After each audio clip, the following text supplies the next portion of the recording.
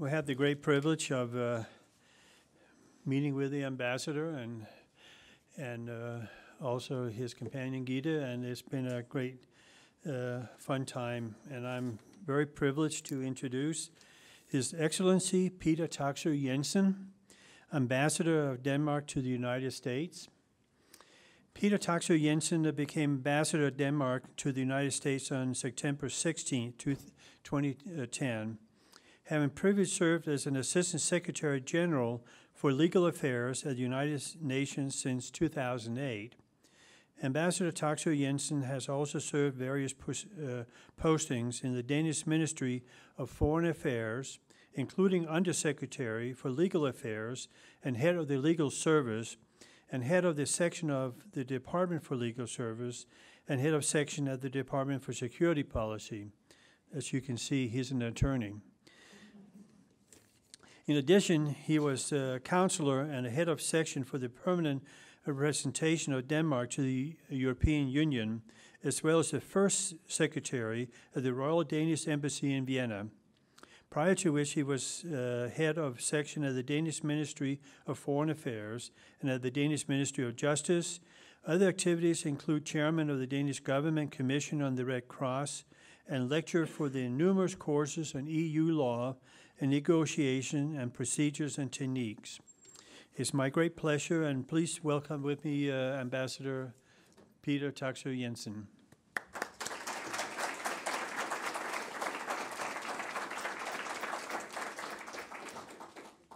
Thank you, Niels, for that nice introduction, and thank you so much for the invitation to come all the way out here to Utah to do a presentation. Thanks to all of you for coming out this rainy day. It's a very Danish day in that sense, and I didn't plan for that. I'm sorry about that. I'm very proud to represent my home country, Denmark, and the Danish government in this great country. And I can say, and I wanted to talk to you about what we've been doing, but we have been working for the last 4 decades on an agenda I wanted to talk to you about today, what we call the green agenda, or refer to now as maybe a green revolution going on in Denmark. Let me start. I understand I have about 20-25 minutes, and so I'm not sure I'll be able to read out this everything, but I will start out by just saying a little bit about comparisons between Utah and Denmark. And I think if you look at that comparison, you have to say that we are worlds apart in more than one sense. An ocean divides us. The state of Utah alone is more than 5 times the size of Denmark if you don't count Greenland. And while Denmark is flat, somebody talked sort of smilingly about our mountain, which is about 186 meters high, and that's the highest point in Denmark. There's a bit of a difference there as well.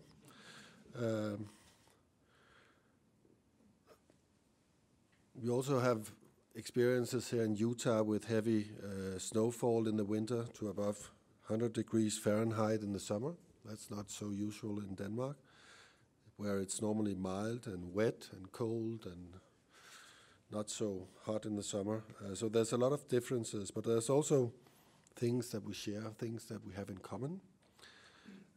And this, I think, as a starting point, is climate change. This is something that we feel in Denmark very, very severely. If you go to Greenland, which is one part of Denmark, everything is changing up there because of climate change. The ice is melting, as my foreign minister said. But it's really changing life in Greenland, opening up a lot of opportunities, but also opening up new challenges. And if you listen to the National Oceanic and Atmospheric Administration, they say that 2012 saw both the warmest and the second most extreme weather ever recorded in the United States. And the second most, last year we witnessed a historic drought, an above average number of wildfires, multiple freak storms that left millions without power, as well as several heat waves. So it's really also happening here. It's just a question of acknowledging that this is a function of the fact that the climate is rising the temperature of the waters, and this makes all the different implications of a storm or anything else much more severe than we've seen before. And as I said, in Denmark we are experiencing many of the same changes. We have, for instance, in Copenhagen, the rain in the summer is much more heavy now than it was when I was a child. It really has changed a lot over the last 10 to 20 years. So if you look at this, and then you can decide to lean back and do nothing, or you can decide to do something about it. And I think what we have done in Denmark is to actually try to do something about this, because we think that many of these changes that we witness is actually man-made and therefore can also be changed by man. What I'm going to talk to you about today is sort of a change that started about 40 years ago in Denmark. Back in the early 70s, we experienced the first energy crisis, oil crisis. Energy prices skyrocketed, and because Denmark was 98% dependent on foreign oil for our energy and heating and everything, it really had a very severe impact on the Danish economy at the time. And Danish politicians decided that they wanted to do something about that, and therefore started a lot of policy initiatives that has led to where we are now. In the beginning, it really focused not so much on the climate, it focused much more on energy independency, a will to try to get out of a situation where the Danish economy would be very vulnerable to whatever happened outside of Denmark and outside of Danish politicians and Danes' control. And therefore, the beginning was to try to lower our energy consumption and to try to make our own energy instead of having to import energy from abroad.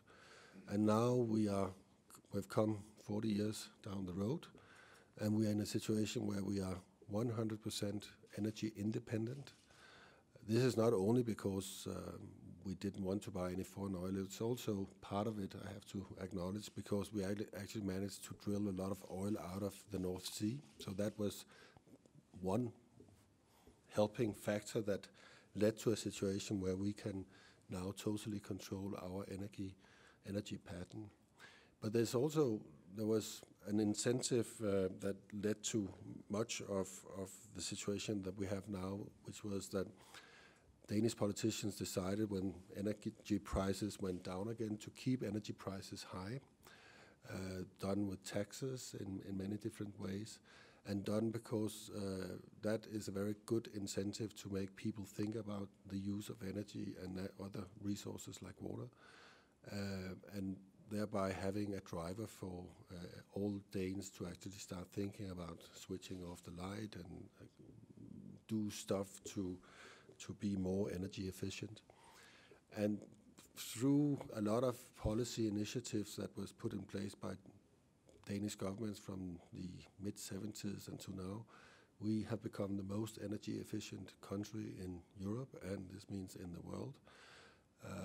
This is done with a lot of, as I said, incentives where the private house owners have invested in isolation of their houses, isolation of windows. Housing is much more energy efficient in Denmark than in most other places in the world. But it's also a function of the fact that we have invested a lot of money in renewables because we wanted to go down the track of renewable energy. So one of the things that came out of our energy experience of the 70s was a big focus and investment in renewable technology.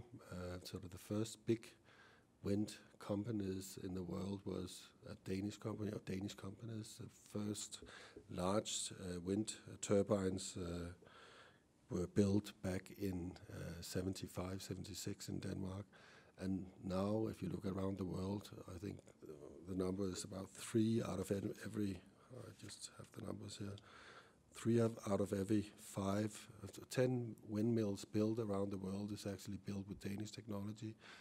9 out of 10 offshore windmills is with Danish technology. So it has also had a big impact on our possibilities to export our technology to other places. This period has, of course, meant that Danes have paid a little bit more for energy than they otherwise would have done, but the government has not sort of just spent the money on fun stuff. They have actually reinvested a lot of the money into research and development in energy technologies. So what has happened is that we have been able to, over the last 30 years from 1980 till now, to keep our energy consumption totally flat. And in the same time, we have had economic growth of about 80% of our economy. And because we have shifted our energy mix from oil and gas and coal to renewables to some extent, our emissions of CO2, which is very bad for the climate, has actually gone down in this period from 1980 till 2010. We hosted, and some of you might have heard about that, we hosted a big conference in Copenhagen in 2009, COP15, where the big push was made by the international community to see if it was possible to come to an international agreement in order to get a grip on this climate change. In Copenhagen, the target was set that in 2050 we should try to change the curve so that in 2050 the increase in temperature in the world would only be 2 degrees centigrade. And if we did that, we'd actually be able to manage climate change in a way that would not lead to vast changes in the way that everybody lives today or in 30 years from now. If we continue on the trajectory we are now without any changes in the way that people use energy, I think scientists agree that the increase in temperature in 2050 will be about 6 degrees centigrade, and that will totally change everything. It will mean that you can grow very nice French wines in Denmark, but I'm not sure that's so good for everybody. It will mean that many places will turn into deserts, and it really has immense implications for the climate. So therefore, Denmark decided not to stop where we are now, where we are the most energy efficient country in the world, but back in 2009 we tried to pull the world together and have an agreement on the climate. We got some steps down the road, but didn't manage to have this overall agreement that would have sort of changed the trajectory of how we use energy in the 21st century. But we managed to pull everybody together to actually agree on a framework on which everybody works in the international negotiations now. It's called the Copenhagen Accord. We established a 2% target, and we also established a lot of different mechanisms that should help getting different countries there. But the problem is that the UN negotiations, and I've tried this because I work for the UN, are based on consensus, and this means that all 193 countries have to agree to whatever comes out of a negotiation, and that's really very difficult because you have very, very different stakeholders. You have big emitters, and I have to mention the United States here, and China, Europe, India. You have the oil-producing countries like in the Arab world. You have small islands. You have the normal spoiler countries like, I won't mention names, but those who always want to spoil anything. And this meant that it was not possible to find a solution in Copenhagen. And the COP system meets every year in a new place, and last time it was, as I recall it, in Qatar. And they still move forward, but I have to say this is not where we will find a solution to the climate. It needs to be found elsewhere and not in the international negotiations. I think we believe in Denmark that you should continue on this track and try to have what you could call a top-down solution to climate. issues, but also at the same time work on other agendas like bottom-up. And this is basically what is behind the idea we are doing in Denmark, because what we do there is to not stop, as I said, where we are now, but the Danish government put together a commission back in 2008, a commission not of environmentalists or scientists, but a commission that consisted both of economists and scientists, and they together were tasked with doing a climate report, mapping out whether it would be possible and economically feasible to continue the track that Denmark is on from where we are now to 2050 and come up with a solution on how to get to 2050 where we put the target of being total fossil fuel free in 2050. And the Commission came back and presented a report and said, yes, it is actually possible to do this, and will be a little bit more expensive in the beginning for the Danes, but in the long run, it will really be a very, very good business for Denmark to do this.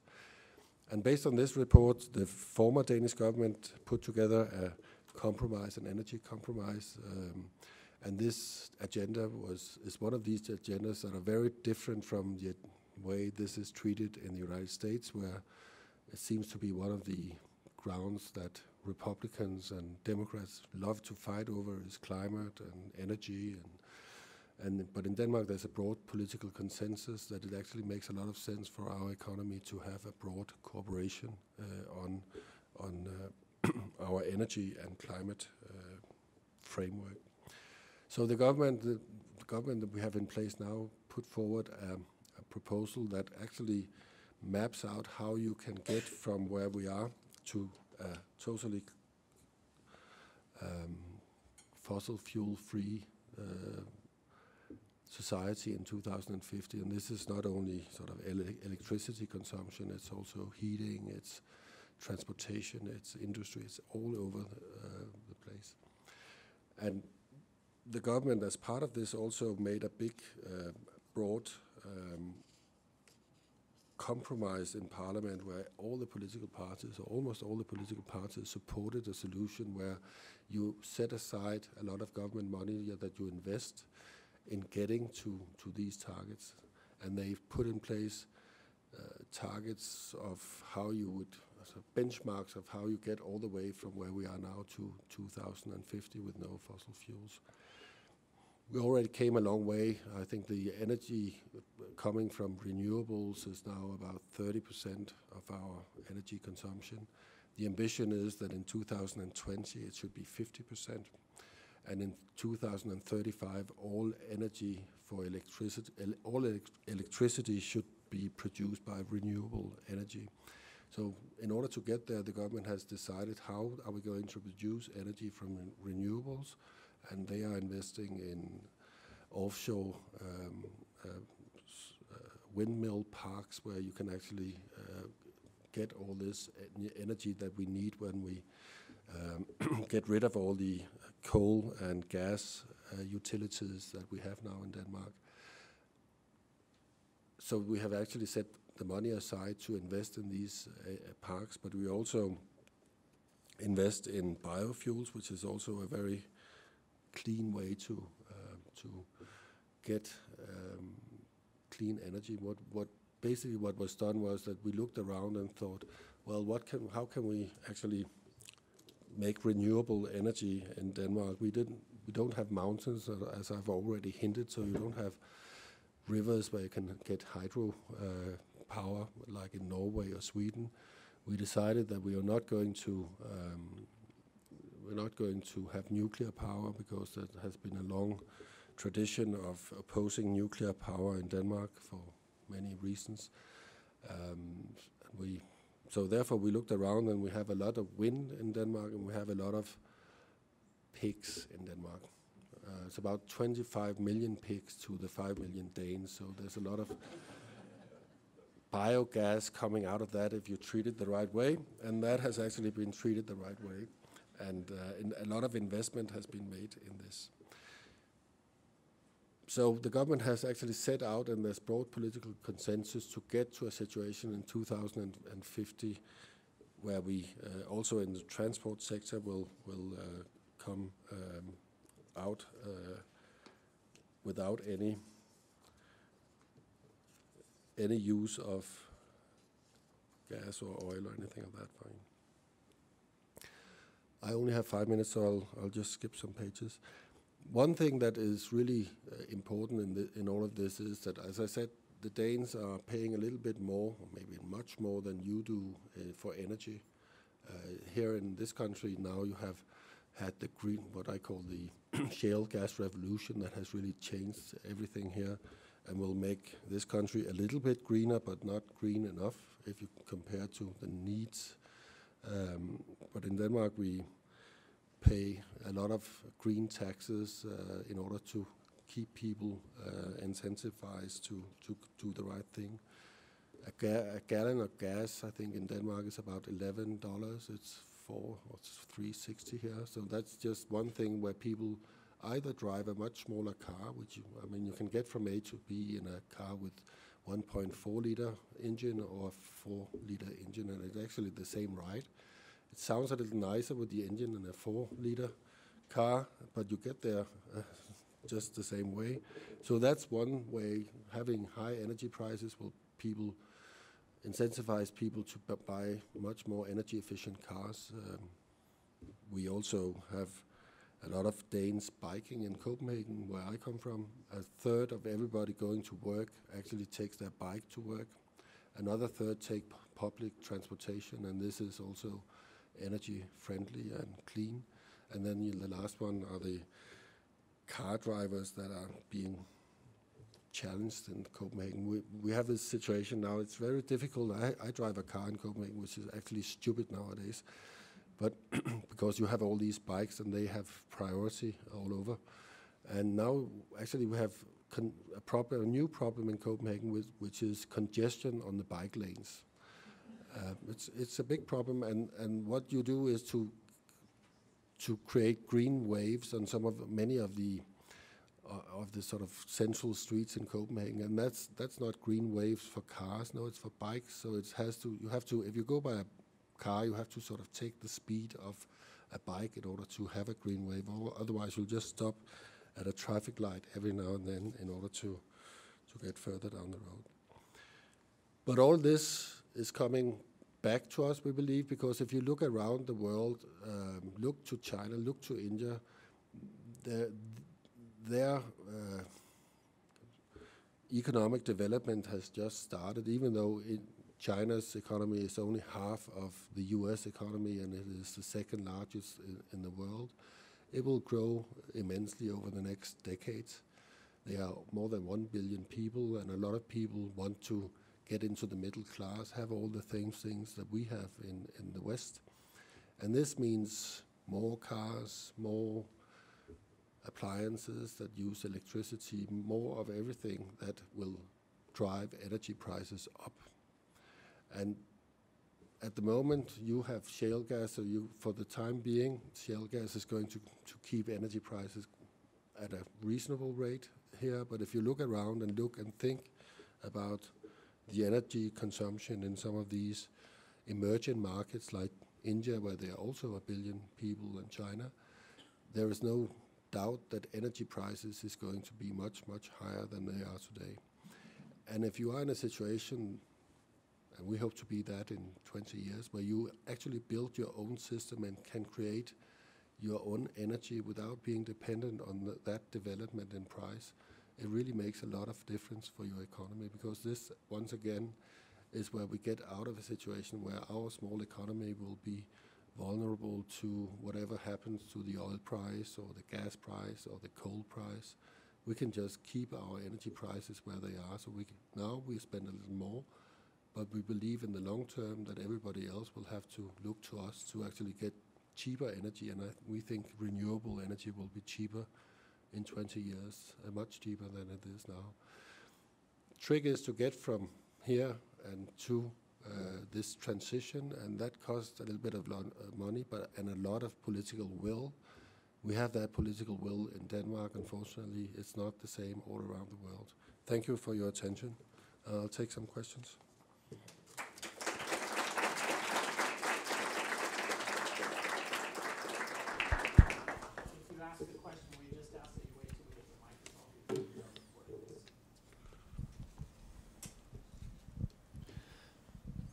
Hello.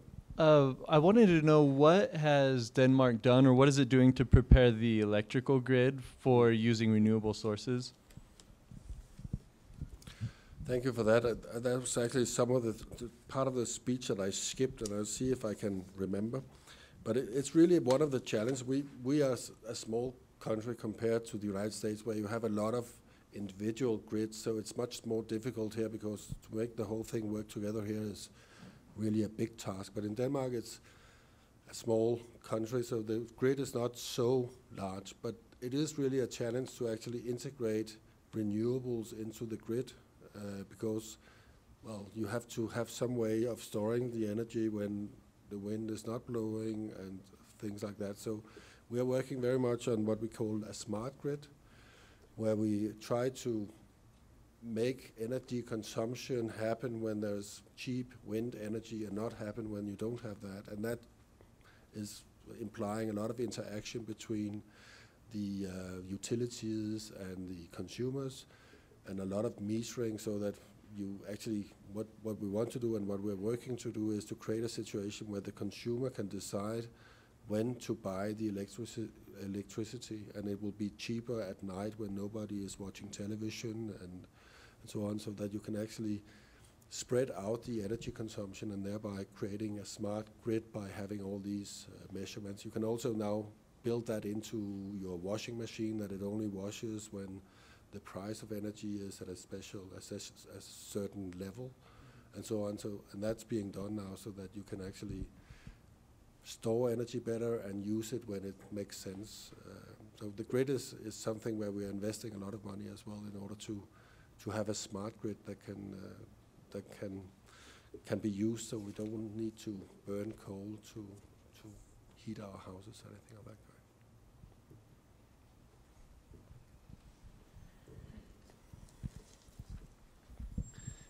My question, I fear, might actually be more about the United States than Denmark, but it's ostensibly about Denmark. Thank you for that. I love that. A little warning. But I'm curious about the way that Denmark goes about building consensus in this area, because I think you're absolutely right that in the United States that this has been, what's absolutely paralyzed our ability to make any significant headway on some of these questions, is that that it's become politicized. And so I'm curious about, what is it that, like I said, this may be more about the United States, but what is it that keeps it from becoming a political issue in Denmark, especially as that this has to affect, the kinds of decisions you talked about coming out of the energy crisis had to have affected competitiveness, kind of on the international market, right? And so, where did that will come from, and how was it forged? I think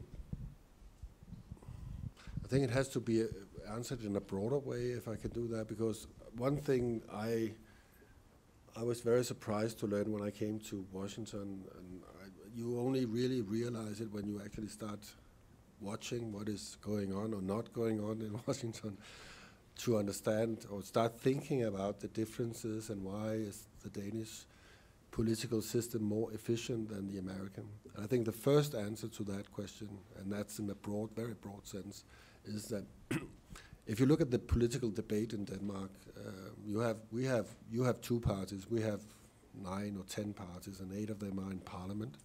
So there's a lot of to choose from for the voter.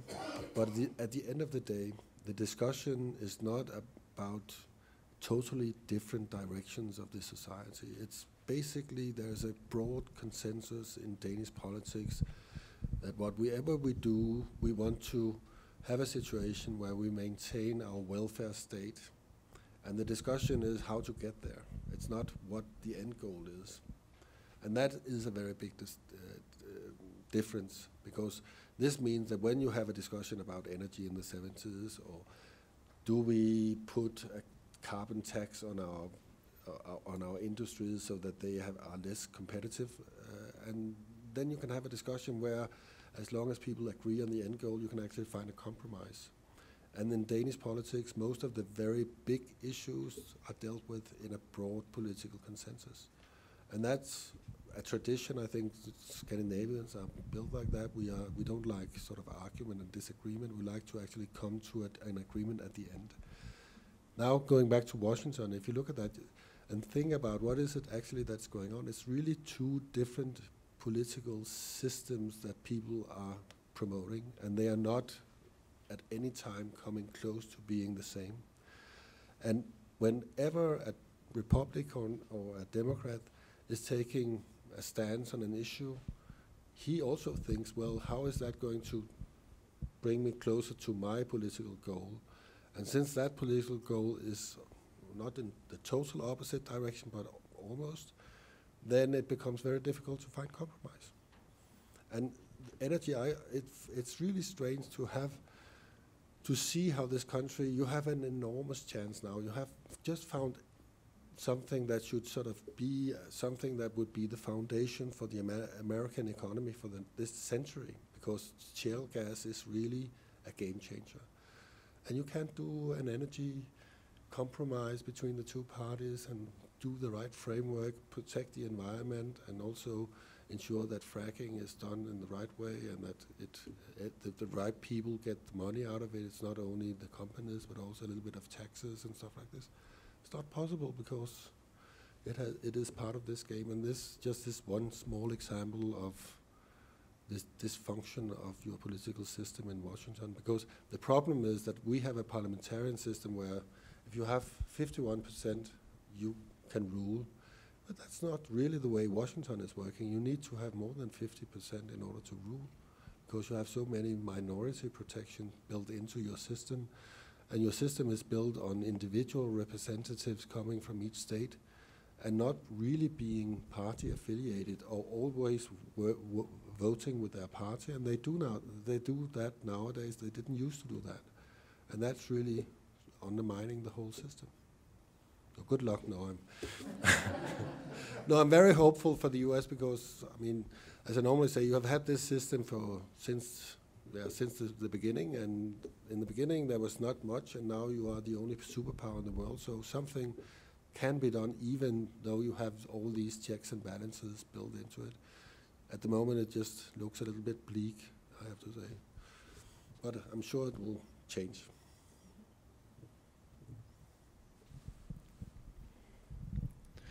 Investing in green energy, especially today without much development of it, is really expensive. How is Denmark able to afford the development of green energy considering the current economic climate? Well, that's one of the reasons why I think that COP15, the big international conference, did not achieve what we had hoped for. That was, it coincided with the financial crisis in the United States in 2008 and the crisis that we inherited from you in Europe are still struggling with. And when you have crises like that, it becomes very difficult for people to sort of get their nose out of the everyday business and have a strategic approach to things. And if you look at things strategically, as I tried to explain in my remarks, it makes a lot of economic sense. It just takes a little time before it actually you get all the revenue of all your investments. And if you don't invest, it will be like, normally I say, like peeing in your trousers, and it's very nice and warm for some time, and then it will get very cold.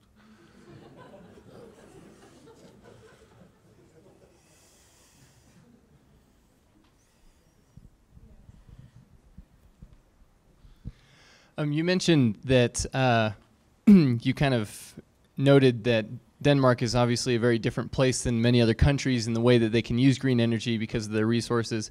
And I've noticed that it's that way in Scandinavia. Norway has got a lot of water, so they can do hydroelectric power, whereas other places can't do the same things. What are you doing in Denmark to kind of figure out the solution to that problem? Are you trying to set the example in Denmark and figure out how you can transfer that to other countries, or just trying to influence other countries so that they can do it themselves and figure out ways to find renewable energy with their surroundings, or what's being done in Denmark in regards to that? First of all, we do this for ourselves because it makes total economic sense for us. Having said that, of course, we hope that you can use Denmark as a small laboratory and say, see, in this place you can actually go through this transition, and they still have economic growth. They still have the happiest people in the world, even though they pay all these taxes. They still have a well-functioning welfare state, and they have done all these investments, and people have been willing to pay it. So if you can take that and use that as an example, then I think we could achieve something. We looked at wind and mature biomass and what we have in Denmark. In California, you wouldn't look so much for pigs, you would more look for sun. It's really different wherever you are. So the energy mix and how you get it done is really different from country to country. The one thing that is not different is that you need to change from carbon-based energy to renewables, because otherwise it will not be feasible in the long run. And that's basically the sort of the lesson we are preaching, so to speak, because we think it's the right thing. Also, not only because it makes economic sense, but also because it would actually save the planet from climate change.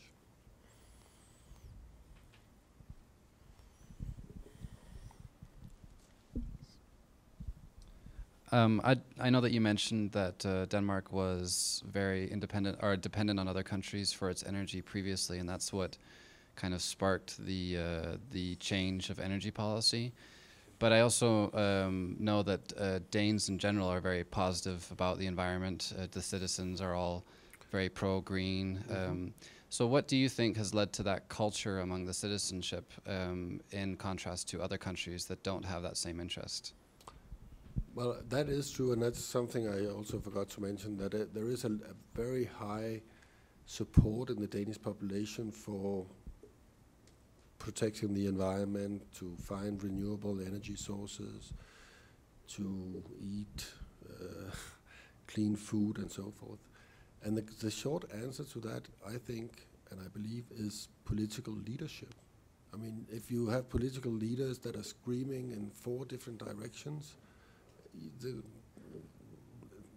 population gets very confused. But if you have everybody saying, well, this and this and this is actually true, and what you do about it is an A, B, C, and D, and then you have a discussion about how do you finance A, B, C, and D, or how much do you need to do about A, B, C, and D, but not is it necessary or not, then you get everybody turned around because the debate focuses on something else. And I think that is a big difference between my part of the world and other parts of the world, where you can still have these curious debates about whether climate change is real or not. And you just go out in the nature and see how things are changing. And you still have people say, no, that's just a bogus. And as long as you have that debate supported by political leaders for short-term gains, it's very difficult to change the direction of the ocean line or whatever you're trying to change.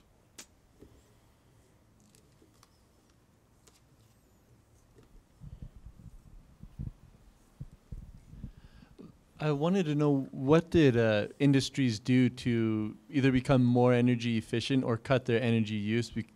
From what I understood, you said that energy consumption has not increased, but the economy has grown.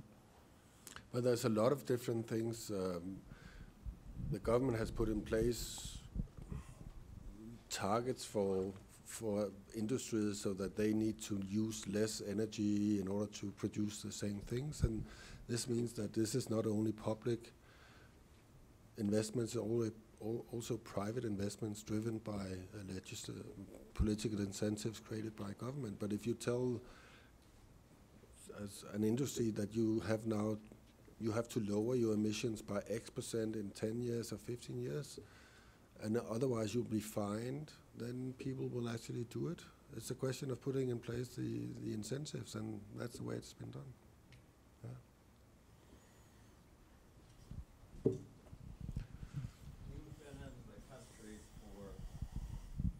You've been in the U.S. for about 3 years, is that correct? 4.5. 4.5. So you've been here long enough. What one major thing would you do if you had unlimited control and you could change the American system? A lot of people say that the American system is broken. What's one thing you would do to fix that system? Do I have 2 hours to answer that question?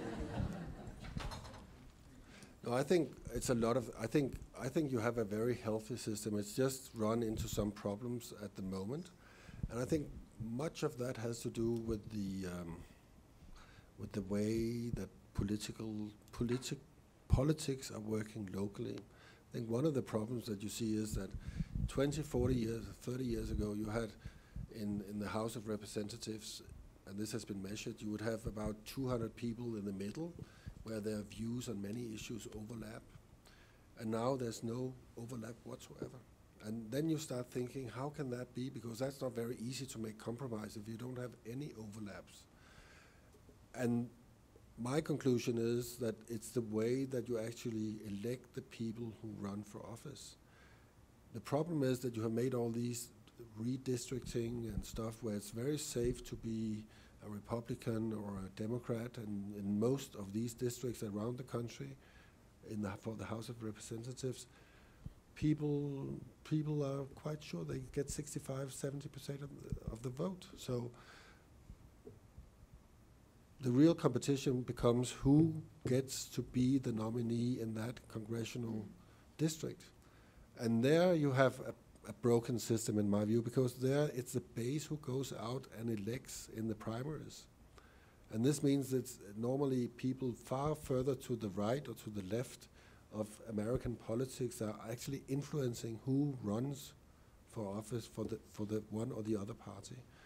And if you could change that, I think everything else would change. If you could have normal Americans running, either as a Democrat or as a Republican, I don't want to be quoted too much for that. No, but my feeling of this country, and I've been all over this country, is that people are in the middle of politics in this country. You're not far out with the Tea Party or far out on sort of liberal base. Most people are in the middle. Why is it that your representatives in either party are either to the left or to the right? Because the system of how you elect them is not good enough. So if you could change that, and that takes something else than just political power, it takes magic, I think that would really have a big impact on decision making in Washington. And I think that would change everything else, because it will bring you back to a very healthy political system with checks and balances between the executive and Congress and the Supreme Court. So I think that would be my one thing I would want to do for you, if I could. But I can't. Last question? Yes, one more here.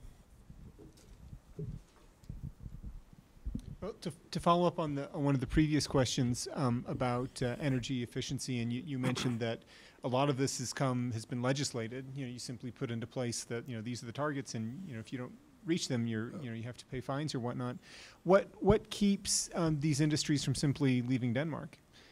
Kind of going elsewhere where they don't have to, where they wouldn't have to become more energy efficient. I mean, what keeps Denmark's economy growing and keeps it competitive when this could be a big disadvantage, right? Sure.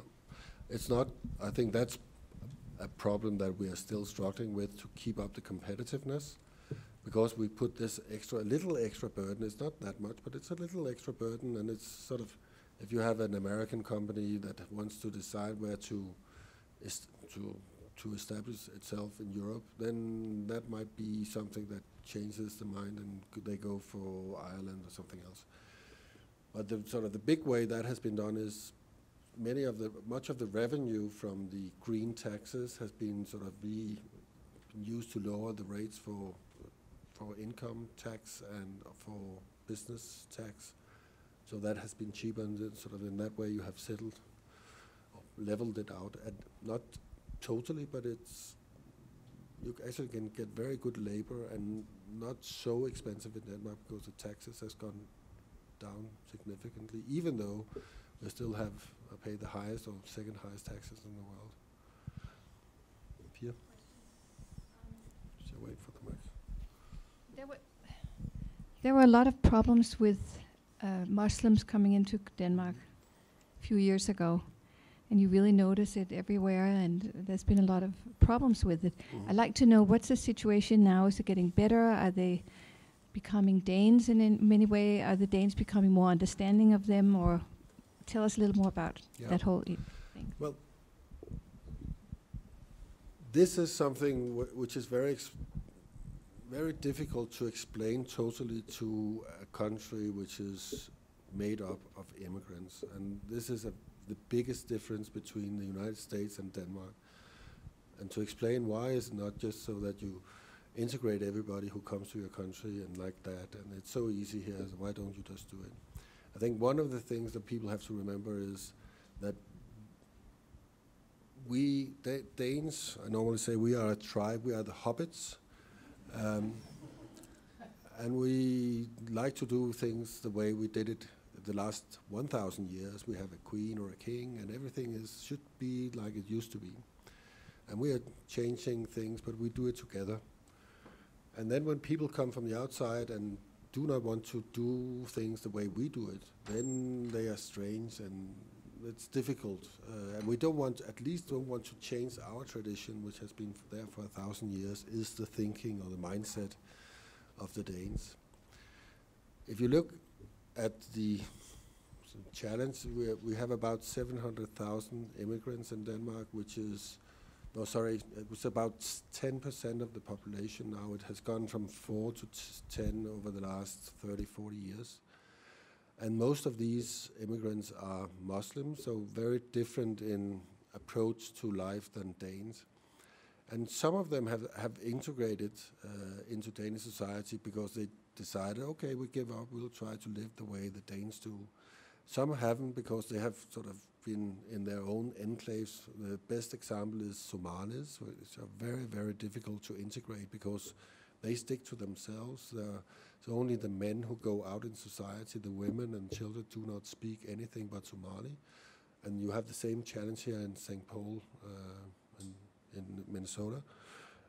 But in Denmark it's even more difficult because they are so difficult to get integrated. And we're still working on that, but it's a challenge that we haven't solved. And I think the basis and the reason why it's so difficult for us is because we have all these traditions, because we have been doing things the same way for so many years.